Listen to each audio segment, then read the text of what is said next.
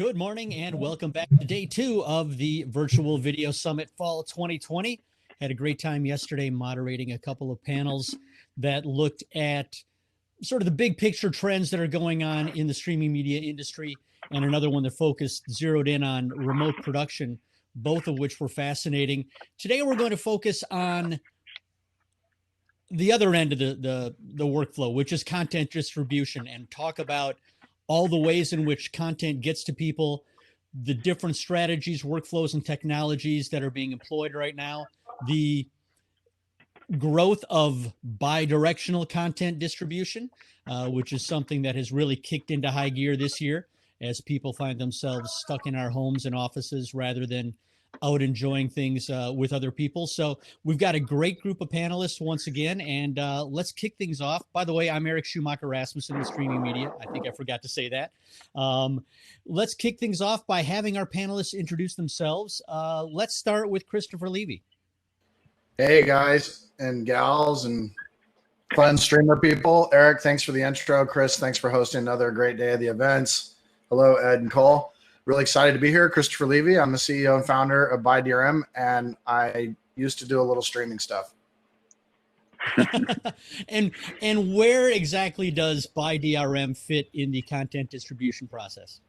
We're the last handoff. We operate a multi-DRM platform, so the DRM is the one technology that travels with the content and enforces, or attempts to enforce, and generally enforces the rights, the accessibility of the content, the shelf life, the accessibility, the geographic accessibility. So that's our focus. Wonderful. Next up, Cole Morgan. Cole, tell us about yourself and where you fit into the picture. Yeah, sure. Thanks for having me. So my name's Cole Morgan. I'm the founder of StageConnect. And simply put, we believe that live means two directions. So we've kind of coined a new event type, virtual interactive. So we specialize not in one-to-many, but in many-to-many live streaming. So the presenter can see the entire audience. The audience can obviously see the presenter, and they can interact real time up to 30,000 people. Terrific. And next up is Ed from Zype. Ed, how are you? Hey, how are you, Eric? Thank you. Thank you, Chris. Good to see everybody today. Ed Lizinski, CEO of Zype. Our mission is to connect the world's streaming video and viewers. And we do that through offering a video API that helps product teams solve mission critical streaming challenges.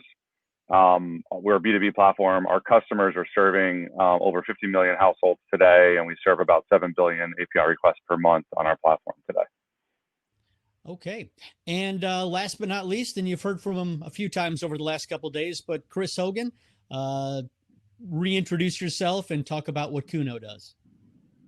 So I'm your event moderator, and my day job is on the team of System 73 that operates the KUNO multi-CDN. So our purview on content distribution is not trying to find a single provider that fits all of your requirements and all of your needs, but to start to take advantage of the full ecosystem of content distribution solutions, so that you can get to. Terrific. And of course, all of you work together at different points in the ecosystem to improve the experience for both viewers and content providers. And so let's keep that in mind as we're going through the discussion, talk about ways in which your niches also interact. But let's start off by acknowledging the obvious. It's been a crazy year. It's been a great year for streaming. It's been a challenging year for streaming. What are you all seeing as the most important changes around, particularly around content distribution this year, whether they've come about because of COVID or they've just come about more naturally? Ed, let's start with you. Yeah, thanks, Eric. I think, this has been a wild year for everybody. I think all of us here feel very fortunate and grateful to be in the business we're in video streaming, which is sort of very resilient to this and part of really the solution for these structural changes that are happening. We're just seeing a tremendous amount of growth and almost across the board for, the kind of voracious appetite for content at all times of day. I think the time of day has really changed. And so everything from one-to-many broadcasting of major content, scripted content, unscripted, several to many like we're doing today. I think that's a big change that we're seeing. And the emergence of these free ad-supported video platforms really enabling cord cutting and really effective cord cutting for families to enjoy more content, open up markets for content distributors has been pretty amazing.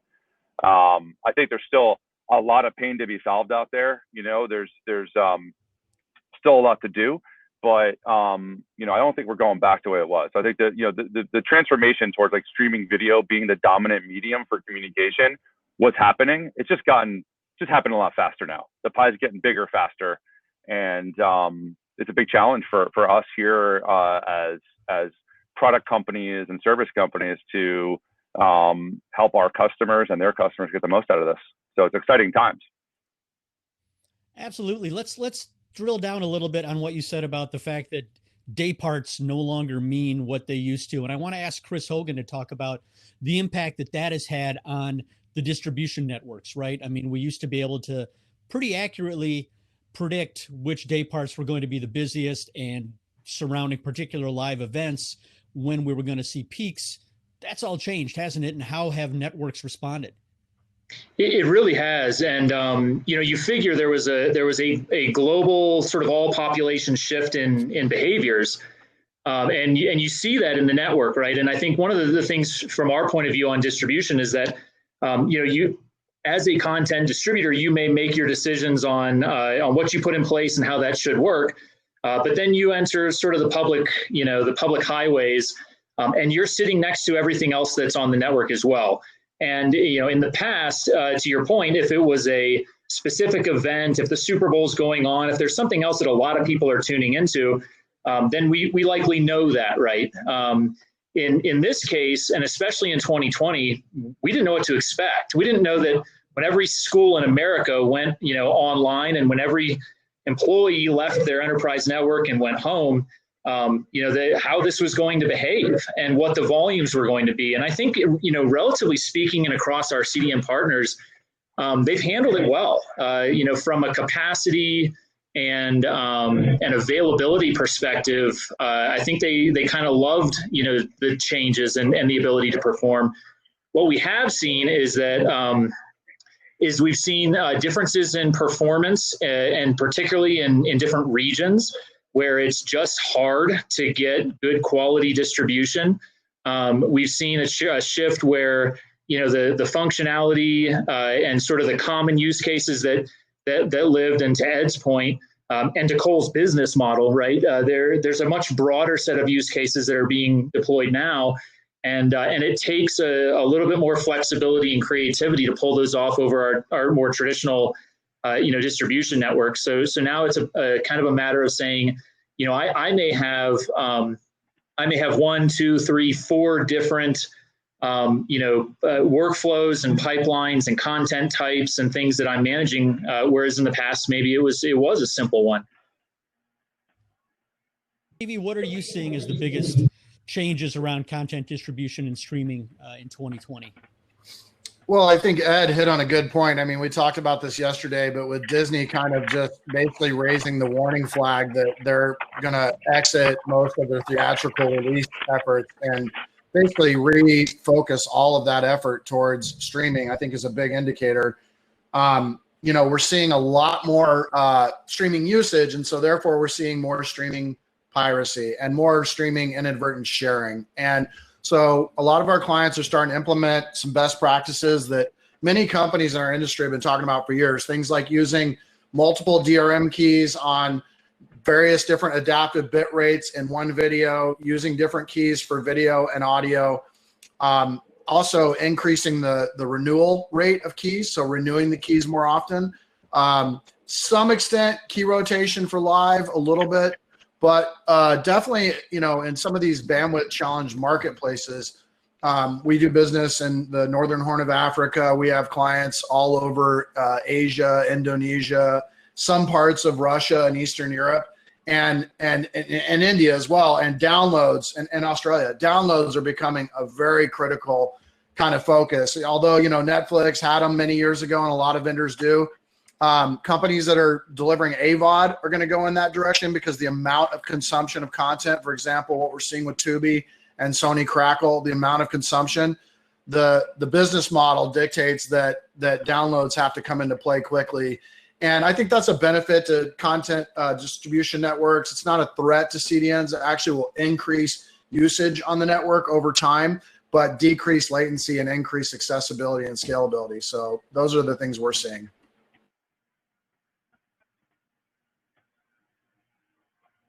Now, Cole, as you said, your focus is two-way streaming, two-way distribution. Talk about the changes you've seen in 2020 in terms of how that's impacted exactly what you do in the bigger market in general.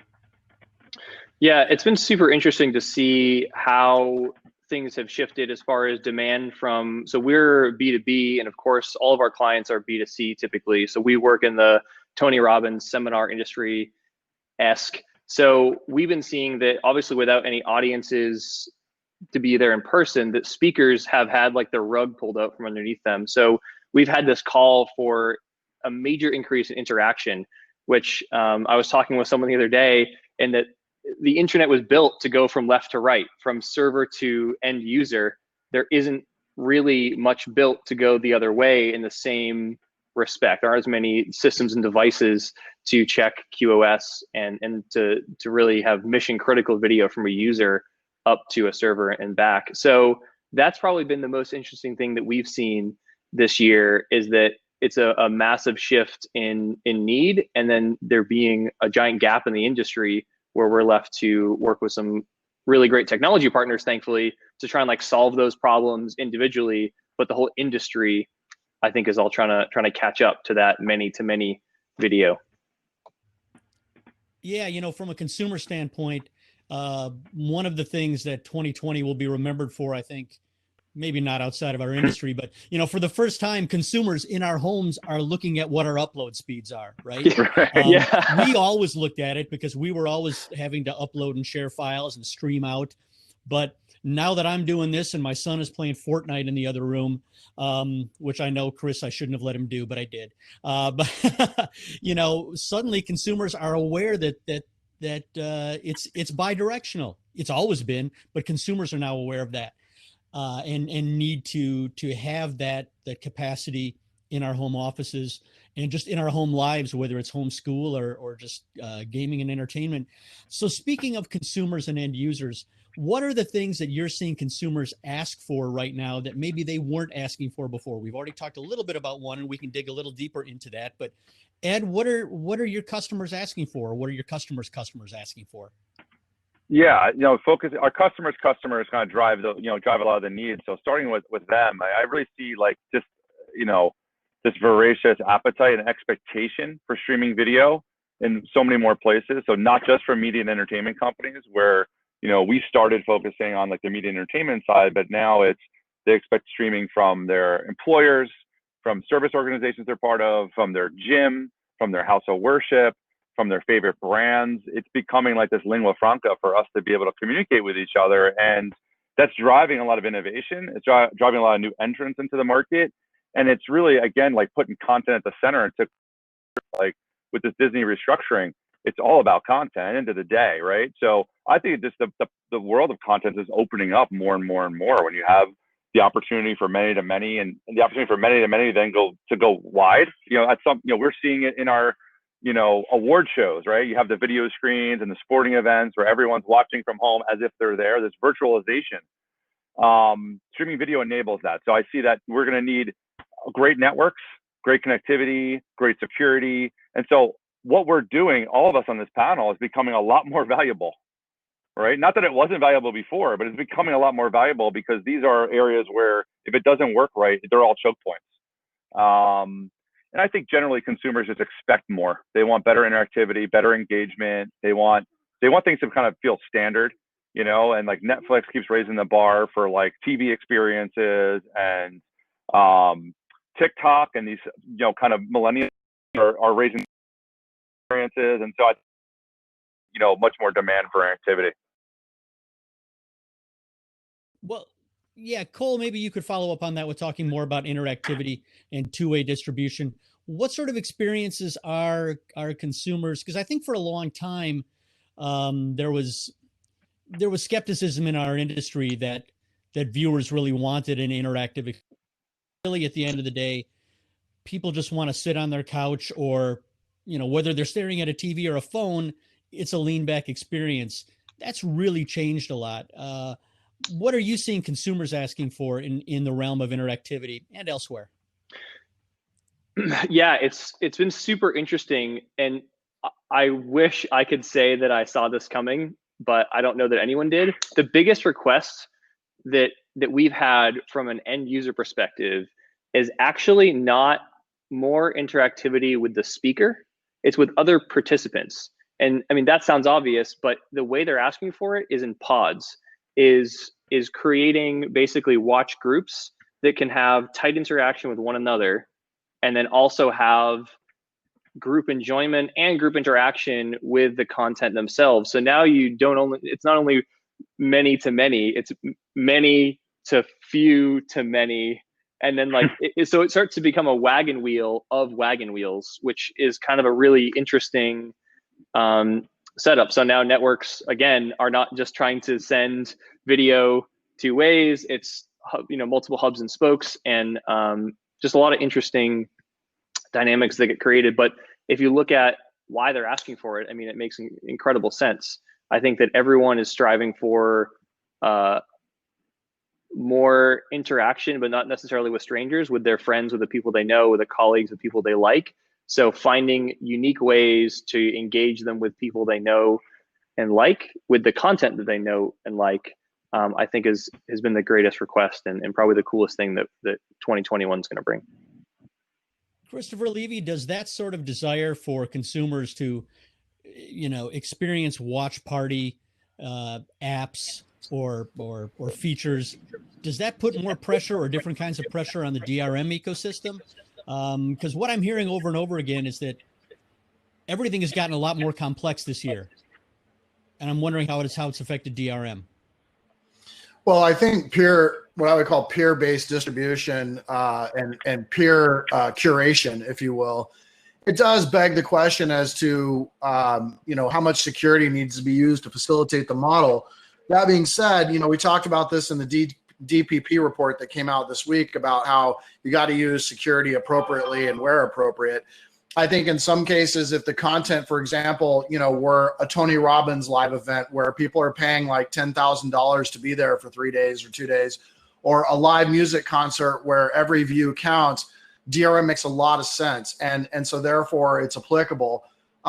You know, if it's more of user-generated content or long-tail content that's not even part of an AVOD platform, I would say it's probably not the best fit for DRM. But, you know, this is going to change, right? Like, someone's going to be watching a concert or a Tony Robbins event, and pretty soon they're going to be able to send a direct link to a Disney PVOD premium VOD file that they can buy, and it's an affiliate model. And in that model, then DRM suddenly comes rushing back in. And so I feel like a lot of these peer models are going to become channels for what we call, you know, mainstream content distribution. Sure, they'll use niches to get the viewers, but then they'll monetize them by bringing them back to the, you know, fruits and nuts and breads of the world that make the grocery store money. Good analogy. Chris Hogan, what sort of pressure is this putting on the networks again? I keep coming back to that. And you talked in your first answer about the need for more flexibility, the need to adapt quickly, but can you maybe dig a little deeper into how you're doing that?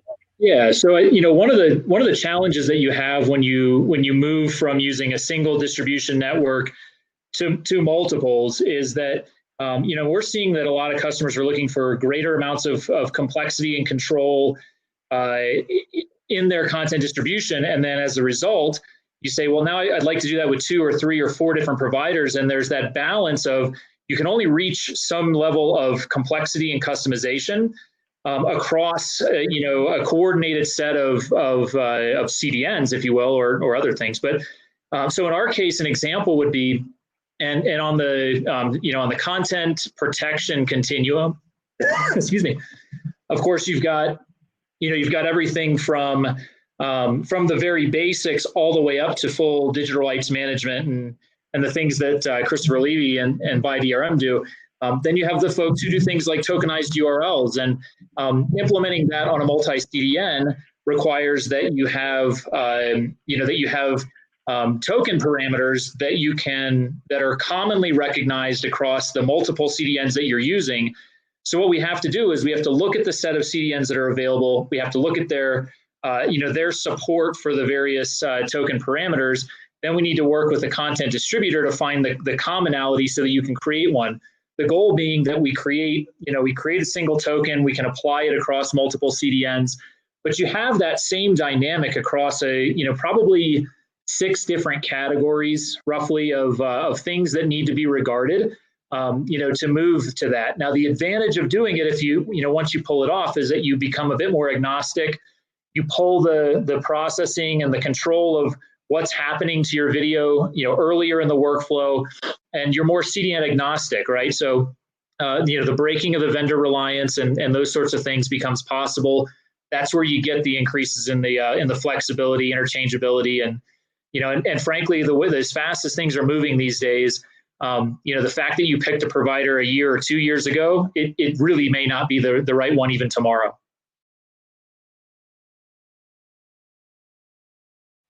Things that we've heard throughout the entire year, to the point where we're all sick of it and we're all making fun of it, is we're all in this together, right? As relates to COVID. But I do wonder if now more than ever are partnerships and alliances more important than they have been in the past, just because, as we said, and as everyone has said, the ecosystem is getting that much more complex, where, who's a competitor and who's a partner might be, the same company might be a competitor on Monday, but a partner on Tuesday. And that's always been true to some degree, but it seems like that's become even more prominent. Chris, what are your thoughts on that? And let's go around the horn. I'm sorry. Yeah, Chris Levy. Chris Hogan. Sorry.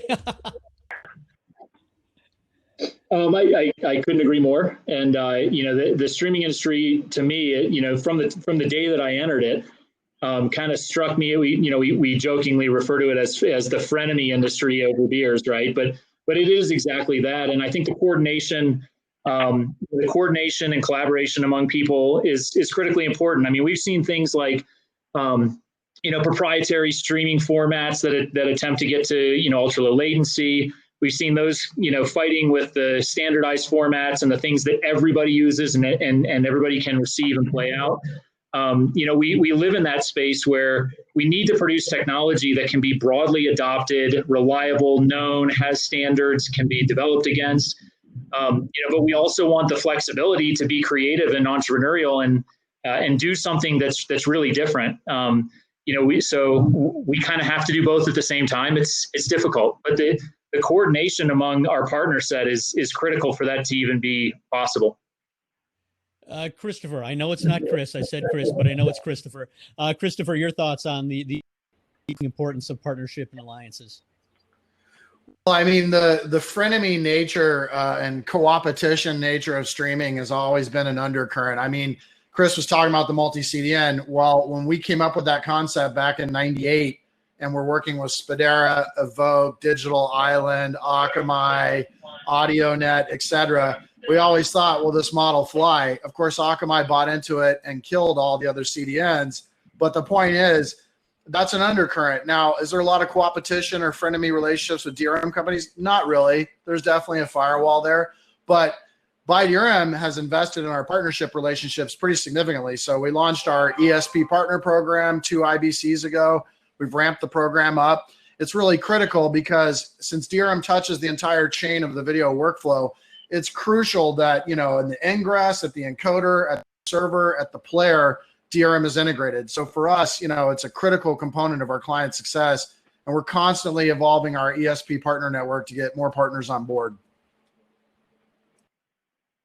Cole, what are your thoughts? And we've only got about 5 minutes left, but additional thoughts on partnerships and alliances? Yeah, we couldn't do what we do without amazing partnerships and alliances. We're super happy to be working with Red 5, one of the sponsors of this conference, and really through partners like them and a few others.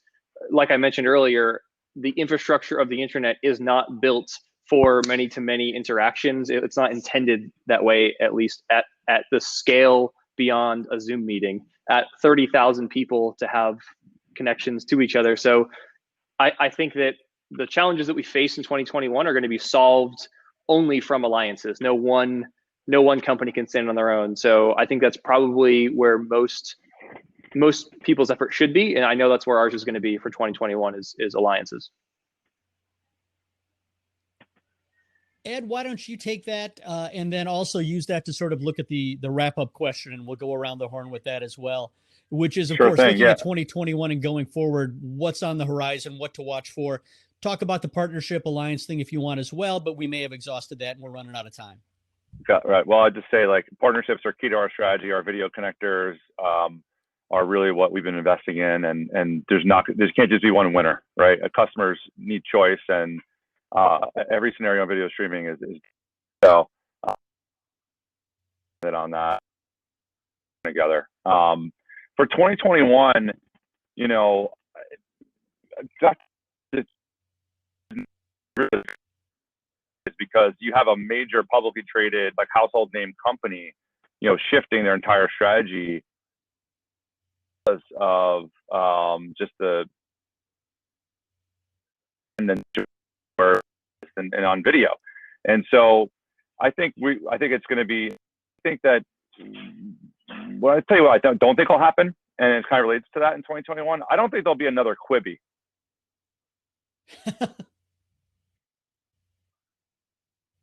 Not that doesn't have an audience or some sort of traction flywheel.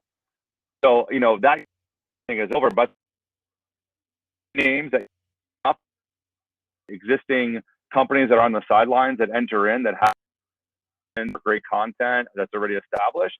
And I think you'll see a lot of continuing fragmentation, more free video platforms like KUNO TV, and to everyone's point here, like, just more time of the day and more ways to consume video. And it's I think we're still in, like, the second or third inning here. I think it's still very early.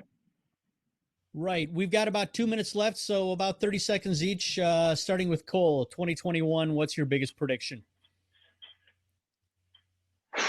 Biggest prediction. I said this a couple of years ago at Adweek New York, that if your company is not live streaming its events, your events won't be here in 5 years. And I didn't know it was going to be 2 years, and it was COVID that would do it, but fine. And I think that I'll say it now, that if you're not interactive streaming, if you're not bringing in some sort of interaction, some sort of two-way communication into your live streams, your streams won't be here in 5 years.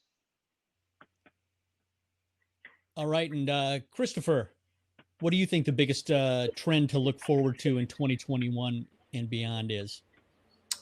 Continuing to make DRM more and more transparent and less visible to the consumer, and less of a burden for people that are deploying media, greasing the skids across the partner ecosystem, ensuring that playback platforms are highly DRM compatible. And lastly, just the continued drive for low latency DRM so that people can really enjoy the low latency streaming that everybody's working on right now. Wonderful. Thanks, everyone. This has been a great half hour. These half-hour panels, half hour seems too short, an hour seems too long. Maybe next time we'll look at 40 minutes. But this has been a great discussion with some great looks back at 2020 and some looks ahead to 2021. Thank you, everyone, for joining us. And we're going to go off stage, and the next presentation will be up in, I believe, 5 or 10 minutes. Thanks, Eric.